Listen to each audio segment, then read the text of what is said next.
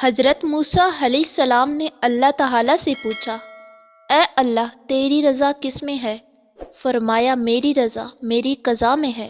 جو میری قضا پر راضی ہوگا میں اپنے اس بندے سے راضی ہو جاؤں گا، اور جو میری قضا پر ناراض ہوگا میں بھی اس بندے سے ناراض ہو جاؤں گا۔ دیکھیں کہ ہم اپنے رب کی تقسیم پر راضی ہیں یا شکوہ کرتے ہیں۔ کچھ لوگوں نے حضرت موسیٰ علیہ السلام سے ہی پوچھا کہ ہمیں کیسے پتہ چلے گا کہ اللہ تعالیٰ ہم سے راضی ہیں؟ فرمایا، میں کوہ طور پر جاؤں گا اور اللہ رب العزت سے پوچھوں گا۔ چنانچہ کوہ طور پر تشریف لے گئے تو عرض کیا، اے پروردگار، آپ کے بندے یہ بات پوچھ رہے ہیں۔ رب کریم نے فرمایا، میرے بندوں سے جا کر کہہ دو کہ وہ اپنے دل میں جھانک کر دیکھیں۔ اگر میرے بندے اپنے دلوں میں مجھ سے خوش ہیں تو میں اپنے بندوں سے خوش ہوں، اور اگر وہ مجھ سے ناراض ہیں تو میں بھی اپنے بندوں سے ناراض ہوں۔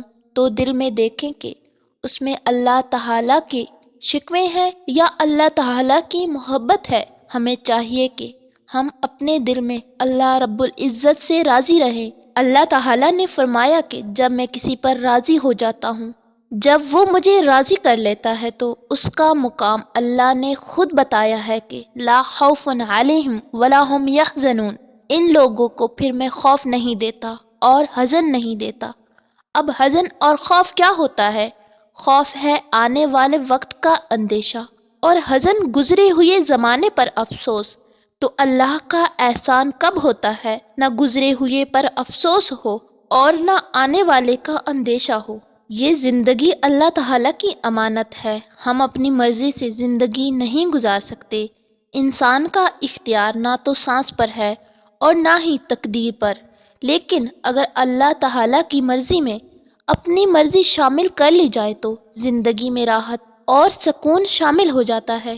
رسول صلی اللہ علیہ وآلہ وسلم نے فرمایا، جو انسان مسلسل اللہ کو راضی کرنے پر لگا رہتا ہے تو پھر ایک وقت آتا ہے کہ اللہ تعالیٰ جبرائیل علیہ السلام سے فرماتا ہے، میرا فلاں بندہ مجھے راضی کرنے کے لیے کوشاں تھا اور اب اس پر میری رحمت ہو چکی ہے۔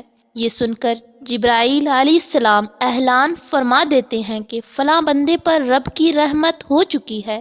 پھر یہی جملہ عرش اٹھانے والے فرشتے، ان کے ارد گرد والے فرشتے اور یہاں تک کہ ساتوں آسمان کے سارے فرشتے دہرانے لگتے ہیں، اور پھر یہی بیانیہ زمین میں اتار دیا جاتا ہے۔ رب کے راضی ہونے کی سب سے بڑی نشانی یہ ہوتی ہے کہ انسان خود کو راضی برضا محسوس کرنے لگتا ہے۔